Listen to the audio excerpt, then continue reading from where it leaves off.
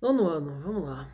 Então, gente, talvez vocês devam ter visto que eu comecei a gravar algumas aulas. Comecei com o oitavo ano, né?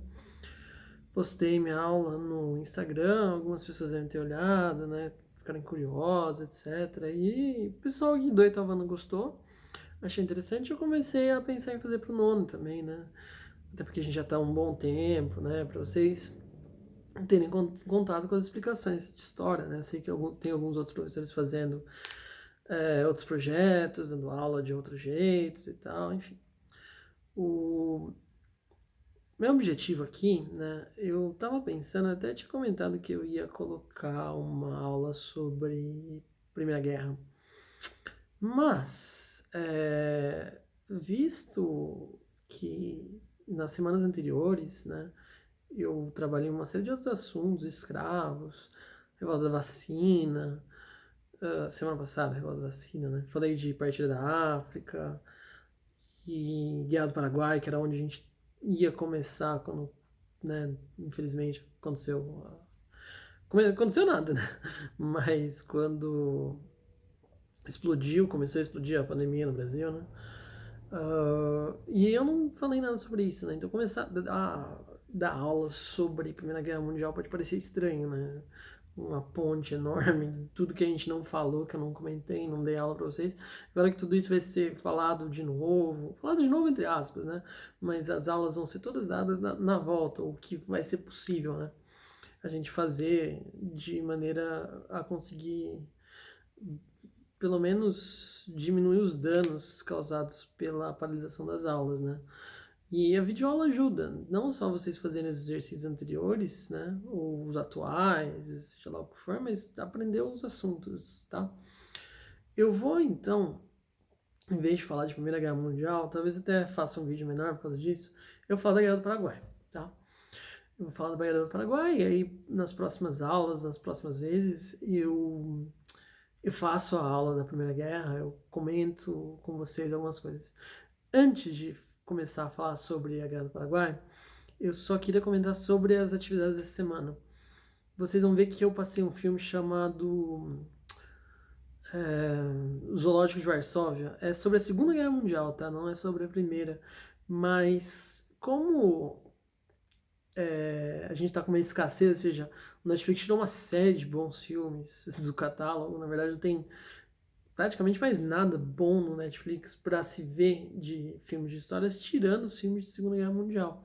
Então já estou começando a sugerir alguns, tá? Esse filme é sobre a Segunda Guerra Mundial, mas ele é muito bonito, ele é muito importante, tem um valor histórico interessante. Então assistam, que é bem legal. Tem no Netflix, que eu comentei, deem uma olhada, tá? O... Eu vou continuar também passando alguns filmes que eu acho historicamente importantes, não necessariamente envolvidos com o assunto. O assunto dessa semana é a formação da Alemanha, tá, gente? Você e a participação do Brasil na guerra é o texto que eu passei para exercícios. A formação da Alemanha é um assunto pesadinho, mas acho que os vídeos que vocês vão ver, eles são, na minha opinião, bem bobinhos. Mas vocês vão assistir, acho que não vai ficar muita dúvida de como que aconteceu essa formação. Mas se acabar ficando alguma dúvida, se vocês estiverem vendo o meu vídeo antes de verem o outro vídeo, uma coisa só que eu queria que vocês prestassem atenção, não se confundissem, ele vai falar que a Alemanha surgiu no território chamado Prússia. Prússia, com P. Sim, é isso, tá? Não fiquem com medo da pessoa estar falando Rússia errado, não tem nada a ver. A Rússia é um país e a Prússia foi o território que deu origem à Alemanha. A Prússia vai se tornar a Alemanha, tá? Então cuidado quando vocês forem ver os outros vídeos para não acabar se confundindo. Sobre a participação do Brasil na Primeira Guerra Mundial, o texto da semana, não tem muita coisa para eu falar para vocês. O Brasil entrou na Primeira Guerra Mundial depois de uma provocação alemã. A Alemanha naufragou alguns navios mercantis brasileiros e o Brasil vai ter uma participação muito pequena na Primeira Guerra Mundial. Vai mandar é, algumas centenas de soldados, mas principalmente vai ajudar na questão médica, né? Vai mandar enfermeiros e médicos para ajudar na questão da Primeira Guerra com os feridos, tá? O Brasil antes tinha uma boa relação com a Alemanha, prova disso que no começo da guerra estava neutro o Brasil, só que com esse ataque alemão, o presidente do Brasil no período chamado Venceslau Braz, ele teve que proclamar guerra contra a Alemanha e, enfim, né, fez excursões muito pequenas, né, muito baixo a participação do Brasil na Primeira Guerra. O Brasil participou de uma forma muito mais efetiva na Segunda Guerra Mundial. E agora, voltando ao que eu pretendo falar com vocês, a Guerra do Paraguai. Essas foram os momentos de principal atividade do Exército Brasileiro, né? Beleza. O que eu queria então começar é falando para vocês sobre a Guerra do Paraguai. Talvez dê para eu falar sobre tudo, eu vou limitar as minhas videoaulas a 30 minutos, tá? Eu espero que vocês consigam ver os 30 minutos, mesmo que seja de pouquinho em pouquinho, tudo bem? Mas importante, se vocês não tiverem, pausa o vídeo agora e pega um mapa da América do Sul, em que apareça o Brasil e em que apareça o Paraguai, um mapa político, para vocês terem alguma noção do que eu estou falando, tá? O fato é, o que acontece então? O Brasil passava pelo segundo reinado no período, o governo do Dom Pedro II, certo? 1860, 1850, 1870, essas décadas aí que vão girar a Guerra do Paraguai. A Guerra do Paraguai, especificamente, foi de 1864 a 1871, tá? E para vocês entenderem melhor todo o contexto do porquê, aliás, 1864, 1870, perdão, não é 71, 70, desculpa. É para 1864, 1870, tá? 6 anos de guerra, então, que o Brasil lutou contra o Paraguai. Né? Não foi só o Brasil, tá? A gente já vai chegar nesse ponto, bem? Mas pra gente entender melhor o que aconteceu, vamos lá, então, pegarem, espero que vocês estejam com o mapa aí, seja aberto numa outra aba de vocês, ou seja, se vocês têm um livro, uma coisa com o mapa da América do Sul, vamos entender algumas coisas. Uma coisa que eu falei para vocês, e deixei claro quando eu expliquei primeiro o reinado Dom Pedro I e tal, né, é que o Brasil durante muito tempo foi dono, né? O Brasil foi dono do Uruguai. O Uruguai era parte do território brasileiro, chamava província Cisplatina. Acho que vocês vão lembrar, alguns de vocês pelo menos. E o que acontece? O Brasil perde o Uruguai em 1828, por aí. Porque o Uruguai fica independente e se liberta do Brasil, né? Porém, o Brasil, assim como um namorado possessivo, que ainda acha que, mesmo depois do término do namoro, ele ainda tá namorando essa pessoa, o Brasil ainda se achava dono do Uruguai, né? E o que aconteceu? O Brasil se achava tão dono do Uruguai de maneira que sempre que alguma coisa acontecia no Uruguai que não agradasse ao Brasil, o Brasil entrava no Uruguai, invadia o Uruguai literalmente e mudava essa coisa à força das armas.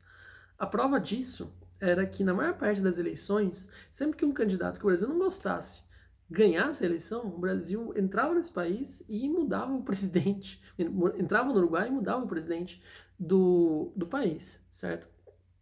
O que acontece? No Uruguai existiam dois partidos, o Partido Blanco e o Partido Colorado. O Brasil era aliado do Partido Colorado. Portanto, sempre que um branco ganhasse, um candidato à presidência do Partido Blanco ganhasse as eleições, o Brasil entrava no Uruguai, tirava esse presidente do cargo e colocava um aliado seu, do Partido Colorado, no poder. Então o Brasil, de fato, achava que ainda estava mandando o Uruguai, mesmo que o Uruguai não fosse mais parte do Brasil já há alguns anos, hein? Se o Uruguai se libertou do Brasil em 1828, por aí, eu não tenho certeza da data, mas por aí. E a Guerra do Paraguai foi em 1864,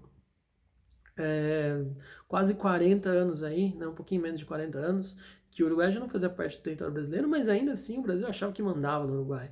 Então, sempre que tinha uma eleição em que o resultado não fosse o ideal para o Brasil trocava o presidente dos caras, invadia o Uruguai e mandava. O Brasil, uma coisa que eu gosto sempre de deixar claro, durante a época do segundo reinado, principalmente, o Brasil era o chefão aqui da América do Sul, né? O Brasil literalmente tacava medo na maior parte dos outros países, né? É o que os Estados Unidos é hoje para o mundo, o Brasil era na época para a América do Sul, era um grande poder, um representante da força, né, da América do Sul e tal. Hoje é um representante enfim, do que não se deve fazer no mundo. O Brasil é o grande representante de um exemplo péssimo para o mundo. Mas enfim, deixa isso para lá. Se a gente não morrer, no final de tudo isso tá bom. E, voltando. Então, a Guerra do Paraguai. O Brasil, então, sempre fazia isso com o Uruguai, né? Trocava seu presidente, certo? Só que teve uma vez, né, em 1851, em que isso aconteceu, né, o presidente eleito foi um branco chamado Uribe, e o Brasil entrou no Uruguai e fez o que fazia sempre, né? Tirou o Uribe do poder, porque o Uribe era do Partido Branco e o Partido Branco não era aliado ao Brasil. Porém, isso irritou um dos líderes de um outro país da América do Sul. Nessa época, a Argentina ainda não existia. Nessa época, você tinha a República de Buenos Aires e os outros países que formavam o que vai ser a Argentina. Perdão, os outros territórios que formavam o país que vai ser a Argentina. Né? Então, você não tinha a Argentina ainda. O presidente de Buenos Aires, nessa época, chamado Rosas, ele vai ficar irritado com essa situação do Brasil sempre, o tempo inteiro, né? Entrar no Uruguai e falar e tomar conta do território. Uma situação geopolítica muito complicada. Então o que aconteceu? O Rosas deu abrigo ao Uribe, falou: vem para Buenos Aires e a gente vai enfrentar o Brasil juntos. Perfeito. O que o Brasil fez? Foi para a Argentina, tirou o Rosas do poder também, né? O Brasil fazia isso, certo? O Brasil foi lá em 1852, né, num período chamado Campanha contra Uribe e Rosas, certo? Depois de tirar o Uribe do Uruguai, de presidente do Uruguai, ele foi para Buenos Aires e tirou Rosas do poder também lá, certo? Já que você tá do lado da pessoa que a gente não quer no poder, a gente tira você também. Mas o que aconteceu? Né? E esses vão ser uns prelúdios para a Guerra do Paraguai. Tudo bem? O começo de toda a história. E para vocês entenderem o que é o Brasil nessa época. O Brasil é isso, gente. O Brasil é um país que, né, enche o saco, né? Ele sabe do seu poder, ele é muito maior do que seus vizinhos, até hoje todo mundo sabe disso, né? E ele exerce a sua força e sua influência dessa forma, a força das armas naquele momento, pelo menos. Então ele mostra para todo mundo, a gente é grande e a gente é forte. E o que a gente quiser fazer nesse continente, a gente vai fazer porque esse continente é nosso. Né? O Brasil tinha uma soberba nessa época, ele era hiper superior ou se achava superior a todos os outros países do continente da América do Sul. Perfeito? Porém, nessa época, um grande ditador, um militar muito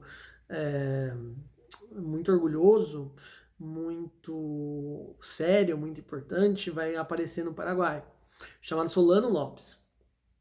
E aí as coisas vão começar a complicar um pouco para esse domínio brasileiro na história da América do Sul.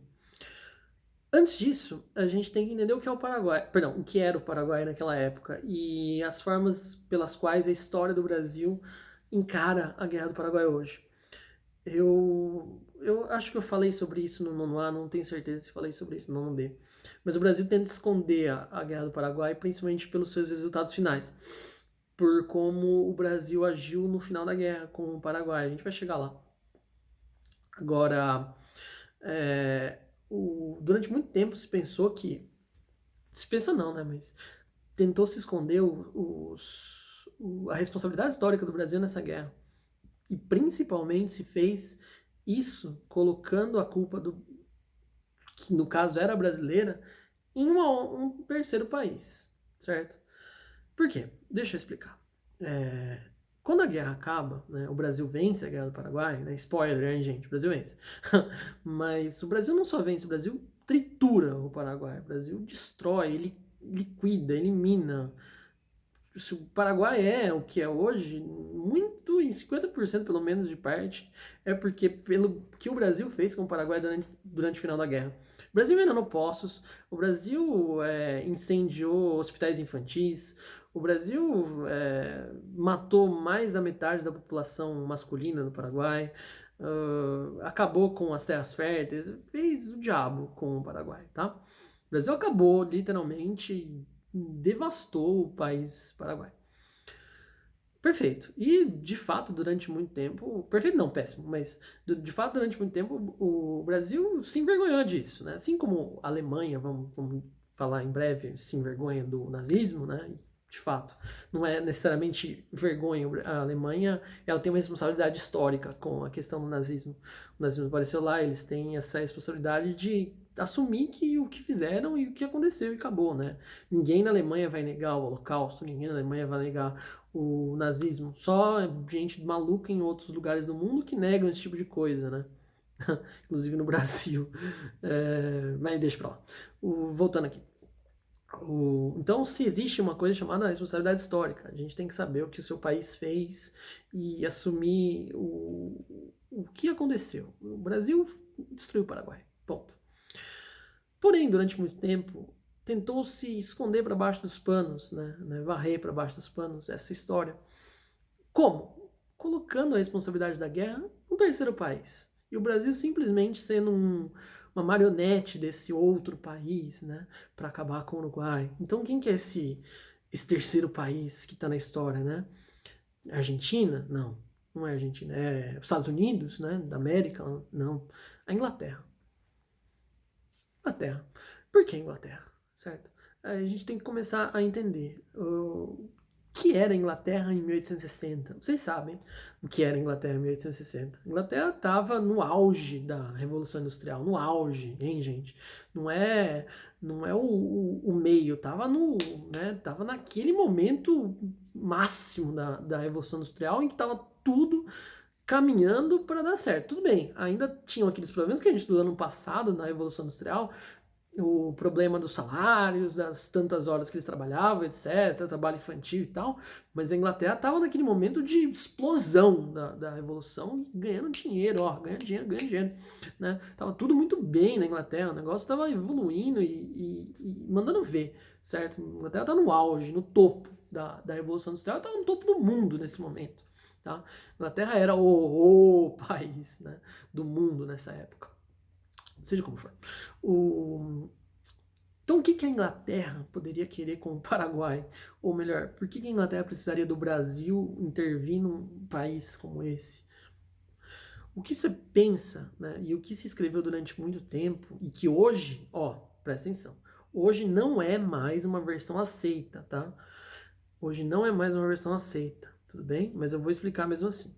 É que a Inglaterra tinha medo do Paraguai se tornar uma grande potência e que se achava que o Paraguai era um grande exemplo de um país que estava desenvolvido, que estava prestes a se industrializar também, e que poderia ali dominar a América do Sul e competir, olha só, competir com a Inglaterra de mano a mano pelo controle mundial, hein, da economia. Então, né, poderia ferir os negócios da Inglaterra com o Brasil. O Brasil era um parceiro histórico da Inglaterra por causa das relações que a Inglaterra tinha com Portugal. Então o Brasil, né, continuou essas relações com a Inglaterra. A Inglaterra era um grande aliado econômico do Brasil. Mas olha que absurdo, né? A Inglaterra está com medo do Paraguai. Será que isso é verdade? Não é. Tá? A Inglaterra não tem nada a ver com essa história. A Inglaterra não tinha absolutamente nenhum interesse em destruir o Paraguai ou estava com medo do Paraguai nesse momento. Então, por que essa versão foi criada? É exatamente pelo que eu falei. Porque muitos líderes do Brasil e durante algum tempo tentaram varrer a Guerra do Paraguai para baixo dos tapetes e dizer: olha, o Brasil fez isso, mas quem estava por trás dessa história toda era a Inglaterra, que usou o Brasil como um joguete, né, como uma marionete para destruir o Paraguai, porque a Inglaterra não queria competir com o Paraguai ou estava com medo da expansão paraguaia. Um absurdo tremendo, uma bobagem tremenda. A Inglaterra não estava nem aí para o Paraguai, certo? Nessa situação, nesse sentido. E o Paraguai não era exemplo de nada. O Paraguai era um país agrícola naquele momento, um país agrícola que tentava se desenvolver mais, em que o Solano vai tentar fazer alguma coisa ali naquele momento, mas via-se com muitas dificuldades, né? Essa versão só foi criada para tirar das costas do Brasil o peso do que o Brasil fez com o Paraguai naquele momento, tá? Foi criada posteriormente, certo? Então qual é a versão original? A versão original é: o Brasil era um país extremamente dominador nesse período, que irritava seus vizinhos, Uruguai, Buenos Aires, que irritou o Paraguai também, mas principalmente o Brasil se colocava no meio do caminho do desenvolvimento paraguaio. O que eu quero dizer exatamente com isso? O Paraguai se dizia que era um país sem saída. O que é um país sem saída? Que não tem jeito? Não, não é isso. Geograficamente falando, se vocês olharem para o mapa aí, por que o Paraguai é um país sem saída? Porque ele não tem saída para o mar, certo? O Paraguai está no meio, né? Ele está aglutinado ali no meio de países, então ele não tem como mandar seus produtos pelo mar de forma direta. o que acontece? Quando o Paraguai quer vender produtos para a Europa, quando queria vender produtos para a Europa, o que ele tinha que fazer? Ele tinha que colocar seus produtos, passar pelo território brasileiro e depois mandar para a Europa, de maneira que ele pagava frete mais vezes. Porque quando um produto atravessa uma fronteira, o seu valor vai acabar aumentando, certo? Então o Paraguai tinha um problema muito sério com a questão econômica, já que ele não podia sair para o mar. Né? Já que no meio entre o Paraguai e o mar, e o Oceano Atlântico, estava justamente o Brasil, certo? Então você tá com um problema aí, né? Bom, e o que vai acontecer? O Paraguai, então, nesse momento, desenvolvido na questão militar, sim, militar de fato, o Solano Lopes vai aparelhar a marinha paraguaia, o exército, os soldados. O Paraguai tinha um exército grande para essa época, um exército muito grande para o período. E ele vai começar o seu projeto de saída para o mar, né? Só que para sair para o mar tem que passar pelo Brasil. E é o que ele vai tentar fazer, certo? Um projeto expansionista em que o Solano Lopes tinha de formar um território muito maior, tomando partes, regiões da própria Argentina, obviamente do Brasil e do Uruguai e outros locais aí. Então ele vai começar a sua invasão porque ele queria uma saída para o mar e porque ele queria continuar desenvolvendo a sua economia. Mas nada, gente, de novo, nada que afetasse ou preocupasse ou fosse uma ameaça de 1% à Inglaterra para uma versão doida dessa de ser criada, tá? A Guerra do Paraguai ela aconteceu por motivos muito simples. O Brasil era um país que incomodava seus vizinhos por causa da sua dominância, por causa do quanto ele era forte e influente politicamente, e isso incomodava seus parceiros, e porque o Paraguai tinha um projeto expansionista que queria saídas para o mar. E nesse meio do caminho estava o Brasil. O Solano Lopes começa a guerra invadindo Mato Grosso, certo? Invade Mato Grosso, toma as regiões do Mato Grosso, uma parte do Rio Grande do Sul, o projeto todo era, de fato, então, acabar saindo para o mar dessa maneira. O Brasil declara guerra ao Paraguai, obviamente, e vai ter como seus aliados, vejam só, Uruguai e Argentina. O grupo, né, chama-se que de Uruguai, Brasil e Argentina, acaba levando o nome de Tríplice Aliança, tá? A mesma Tríplice Aliança, o mesmo nome da Primeira Guerra Mundial, que um dos blocos da Primeira Guerra Mundial também vai ter. Então, muitas vezes a Guerra do Paraguai acaba sendo chamada de Guerra da Tríplice Aliança, tá? Então, Brasil, Argentina e Uruguai se juntam contra o Paraguai. Porém, se a gente estudar o número de soldados de cada um desses países que entraram para disputar essa guerra, a gente vai ver que, na verdade, o Brasil lutou a guerra sozinho.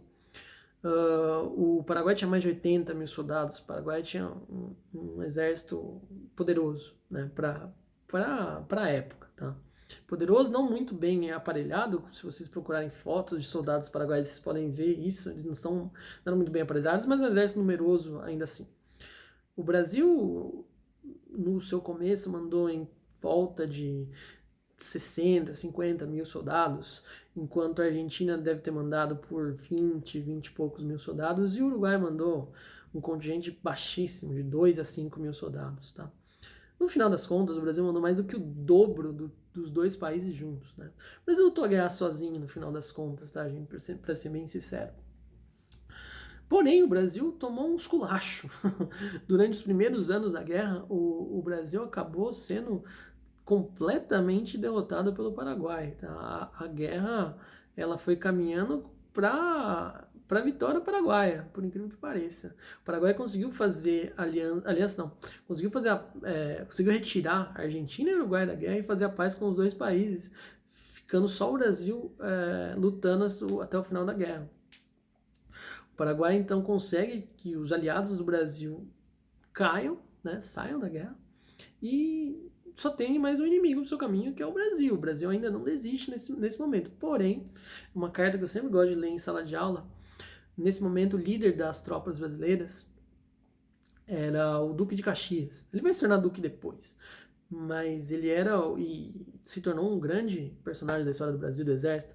Duque de Caxias, o patrono do Exército Brasileiro, um negócio bonito, lindíssimo, né? Tem uma carta que ele manda para o Dom Pedro II naquele período, em que ele pede demissão do cargo. E nessa carta, uma das cartas mais vergonhosas da história do exército brasileiro, pelo menos na minha opinião, em que ele admite uma série de crimes que ele cometeu durante a Guerra do Paraguai. O Duque de Caxias, nessa carta, ele fala para o Dom Pedro II, por exemplo, que ele está com medo das tropas argentinas e uruguaias, porque, que nem eu falei, o Brasil tinha problemas com todos os seus vizinhos, então ele se preocupava que em algum momento, na verdade, a Argentina ia se voltar contra o Brasil no meio da guerra. Os soldados argentinos que estavam ali junto com os soldados brasileiros iam acabar se voltando e o Brasil ia ter que enfrentar uma guerra contra a Argentina e Paraguai. Então ele contou nessa carta que para que isso não acontecesse, o Duque de Caxias colocou os soldados argentinos na frente do exército, certo? Então primeiro iam os soldados argentinos e só atrás iam os brasileiros para lutar contra os paraguaios. E a ordem que o Duque de Caxias deu aos soldados brasileiros era fazer o quê? Quando a guerra começasse e os argentinos estivessem na frente lutando contra os paraguaios, etc. Tal, por causa desse medo que o Duque de Caxias tinha dos argentinos se voltarem contra os brasileiros, para os brasileiros atirarem nos argentinos que estavam na frente em vez dos paraguaios, para que como se fosse, para que como se os argentinos morressem de uma forma sem querer, né, no fogo cruzado ali, e de repente os brasileiros acabarem acertando os argentinos, mas na verdade era uma ordem que o Duque de Caxias deu aos soldados brasileiros para que eliminasse aqueles argentinos que cada vez mais davam medo ao Duque de Caxias devido ao fato de que eles pudessem se virar em algum momento contra os brasileiros, certo? Então o Duque de Caxias vai dar a ordem de matar os seus soldados aliados, vejam só. Né, ele conta tudo isso nessa carta que ele manda para o Dom Pedro II. Além disso, ele manda uma série de outras coisas nessa carta, falando que para se ganhar essa guerra ele precisava de 100 vezes mais o número de soldados que ele tinha, 200 vezes mais, porque o Paraguai era muito mais forte. E ele diz e aconselha Dom Pedro a desistir da guerra e fazer a paz com Solano Lopes, porque mesmo se o Brasil conseguisse esse número de soldados, o que o Brasil conseguiria no final não seria nada, né? Seria simplesmente a destruição de todas as almas do Paraguai. Então ele fala o seguinte: a gente não tem esse número de soldados. E mesmo se a gente conseguisse, vamos supor se a gente conseguisse esse número de soldados para ganhar essa guerra, aí a gente acabaria com o Paraguai. Mas aí, então, para que serviu a guerra se a gente vai acabar com o país que a gente vai vencer? Então ele pede, implora, tá, gente? Ele fala pro Dom Pedro implorando, faça a paz com Solano Lopes. E ele coloca, eu não lembro exatamente das palavras que ele fala pro Dom Pedro, mas ele diz no final, a paz com Solano Lopes, porque Solano Lopes é invencível, Solano Lopes pode tudo, Solano Lopes é o imortal, é o maioral das galáxias, é o Darth Vader. Ele fala um monte de coisas para deixar muito claro que o Solano era o grande homem de todos os tempos, uma mente espetacular e que o Brasil não ia ter jeito. O Brasil perdeu essa guerra, certo? E no final ele dá a regada maior da história, que é: não quero mais, eu desisto, eu lavo minhas mãos, eu peço demissão do meu cargo de líder das tropas brasileiras. O Dom Pedro não vai aceitar, obviamente, a demissão do Duque de Caxias, mas ele vai colocar alguém ao seu lado para continuar esse combate com um novo plano, tá? O Brasil não desiste nesse momento. Ele coloca o Conde de, eu acho que eu comentei quem era o Conde de, né? O Conde Deu, né? Escreve-se Conde Deu, mas é Conde de, o marido da Princesa Isabel. O marido da Princesa Isabel, a Princesa Isabel, filha de Dom Pedro II, portanto, o genro dele.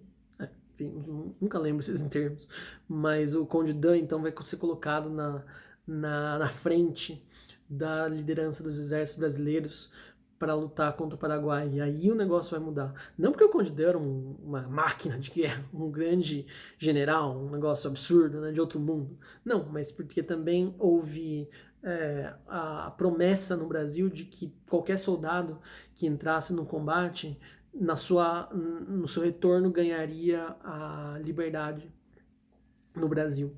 E isso vai dar ao Brasil um número maior de soldados que vão fazer, obviamente, uma massa que vai acabar vencendo o Paraguai no final das contas. Na invasão do Paraguai, que o Conde Dan participa, aí vão acontecer essas catástrofes que eu comentei com vocês.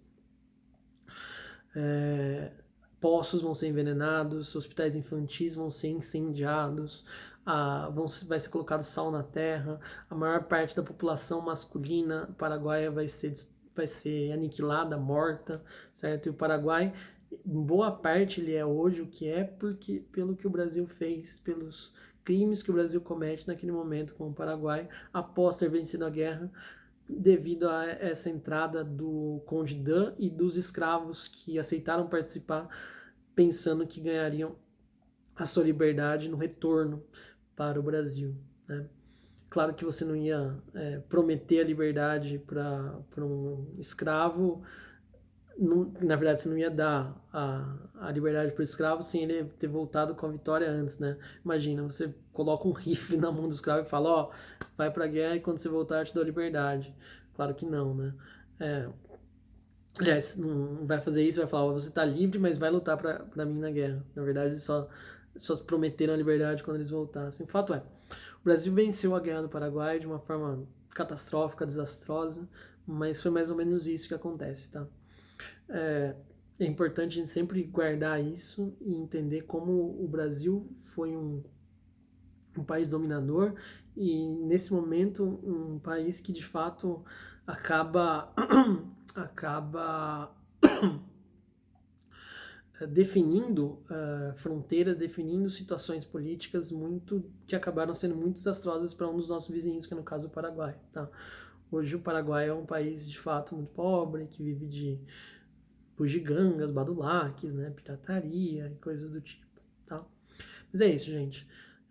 Vocês vão ter que fazer um resumo dessa videoaula, só algumas coisinhas que vocês lembrarem e pegarem de mais importantes, tá bom? Leiam um texto, acho que foi da primeira semana, para relembrar sobre Guerra do Paraguai. E nas próximas semanas eu vou falar um pouquinho mais sobre o Brasil, sobre Primeira Guerra também, a gente vai falar sobre isso. Se vocês tiverem alguma pergunta, alguma sugestão na próxima aula de algum assunto que vocês entenderam de semanas anteriores, manda aí que a gente faz também, tá bom? Valeu!